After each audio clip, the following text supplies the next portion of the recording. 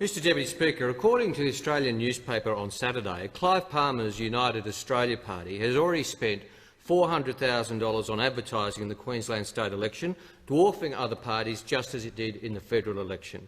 And just like in the federal election, the Palmer advertisements are already full of lies. The grotesque lie of a death tax is back just like it was at the federal election, this time with Clive Palmer inventing a fraudulent 20% Labor death tax in the Queensland election.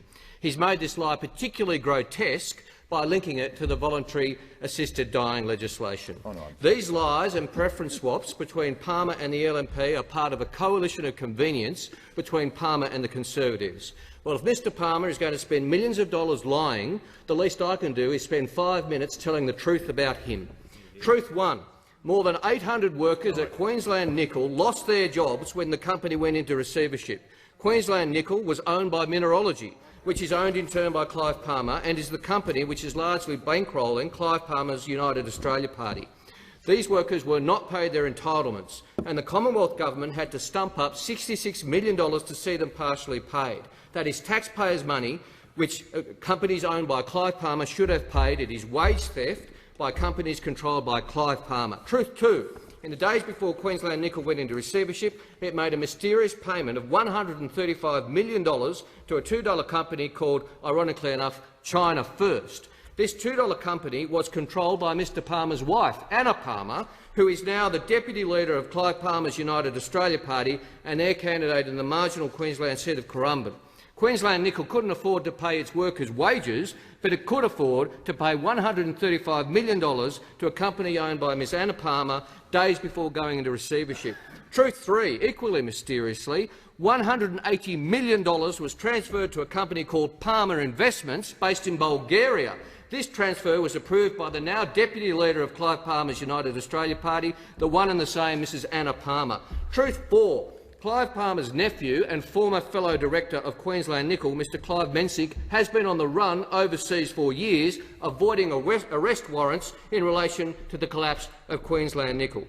Truth 5.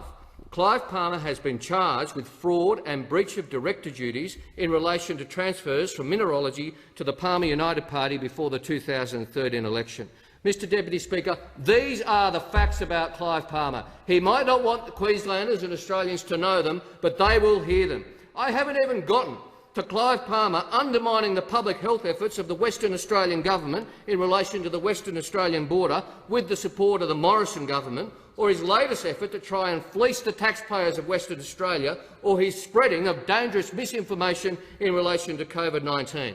Clive Palmer has been called a serial pest, and he is, but he is so much more than that. His actions and his greed and his grotesque lies have caused heartache for hundreds of good Australian workers, workers in Townsville, workers throughout Queensland, who have been ripped off. His actions and his greed have seen the taxpayer stump up for his debts that he should have paid. So every taxpayer in Australia has been ripped off by Clive Palmer. Clive Palmer should be ashamed to show his face in parliament.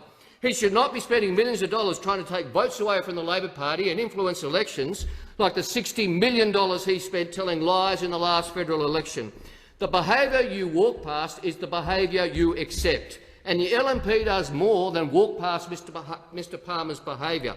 It embraces his behaviour with their dodgy, disreputable and disgusting preference deals. The LNP in Queensland, putting Clive Palmer's United Australia Party before the Labor Party and other parties, is a disgusting example, but it's just the latest. Mr Morrison engaged in preference deals with Mr Palmer as well. Scott Morrison and Deb Fricklington don't condemn Clive Palmer's behaviour, they reward it. They reward it with their preferences because it suits them as part of their grubby political games. Well, they should hang their head in shame, just as Clive Palmer should hang his head in shame, just as people involved in the Clive Palmer United Australia Party should hang their head in shame.